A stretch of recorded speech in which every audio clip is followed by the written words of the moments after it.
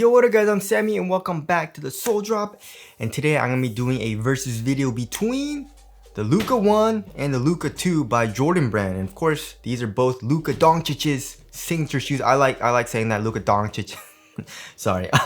But they did increase the price a good amount from the Luka 1 to the Luka 2. So the Luka 2 is $20 more expensive. It goes for $130. The Luka 1 retailed for $110, but it is on sale for $80. So if you guys do want to cop either of these shoes, I'll try to leave an affiliate link in the description box. But let's get started right off with the tracciones, and the traction pattern is actually very similar, right? So the Luka 1, Luka 2, you can see the Luka 2 is actually inspired by the Luka 1 as far as the design goes, right? They're both translucent outsoles as well, right? For both of these colorways that I have. And the Luka one's actually very nice for traction for me. I had really good stops on a clean court. On dust, it would pick up a little bit of dust, but very easy wipe and I was good to go, and I had good stops again. Even though it did pick up dust a little bit, easy wipe and I was good to go, right? The Luka 2, however, when I was playing on a clean court, also really good bite. I would say it's on par with the Luka 1. Amazing bites. I had really good stops. So clean court, you should be good to go in both of the shoes, right? However, on dust, the Luka 2 picked up a good amount of dust. It picked it up very quickly. It was pretty easy to wipe off, but it picked it up very quickly. And also, it was pretty bad when there was a good amount of dust built up, right? Like when I didn't have time to wipe, it would start sliding around, which is kind of annoying, you know? So the Luka 1, I would actually say, is a little bit better on dust. And as far as the durability goes, I think you both feel the same. You know, like I said, the pattern is pretty much identical. And the rubber is actually pretty damn hard. The grooves are on the thinner side of things, but they are deep. So it should be good on an outdoor court, right? Not the best and also not the worst, but it should be okay on an outdoor court for both of the shoes. So because of the performance on dust, the Luka 1 is a little bit better, but you know, tied up for outdoor use and also pretty much tied up for clean courts, right? And also both of these shoes have a very loud high-pitched squeak, which I do like as well.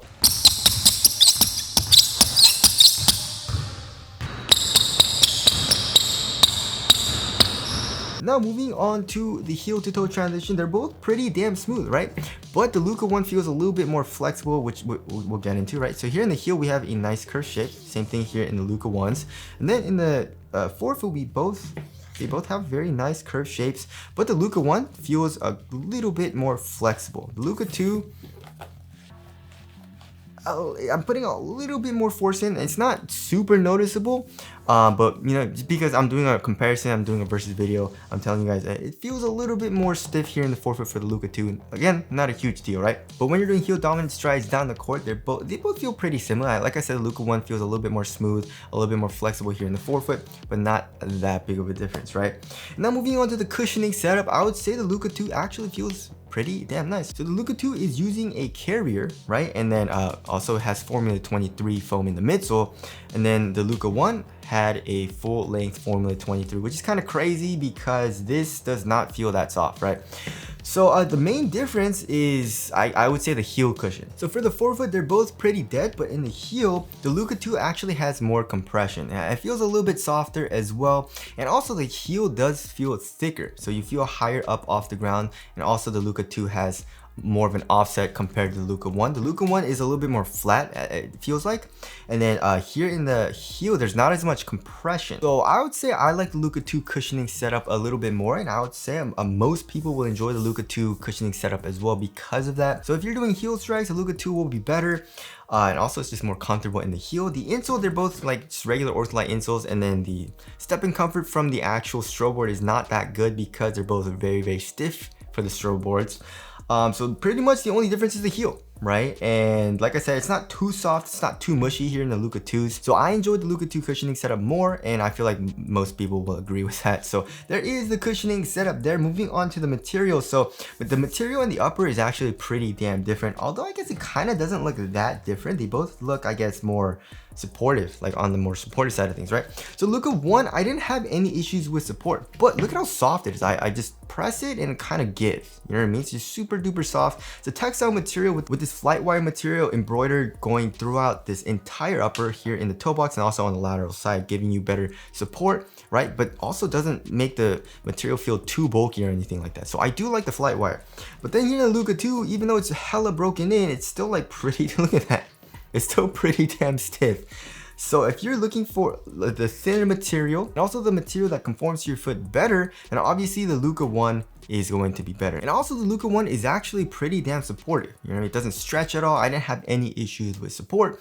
But if you favor support, if you want a material that's like really freaking supportive, but also doesn't feel too cumbersome or too stiff or anything like that, then the Luka 2 is also pretty nice. You know what I mean? When I first got it, it was really stiff. It's broken in now, and it's actually, it feels a little bit softer, but it's still like way stiffer than the Luka 1s, right? It stays pretty damn stiff in the midfoot, but the Luka 1 is very soft, right?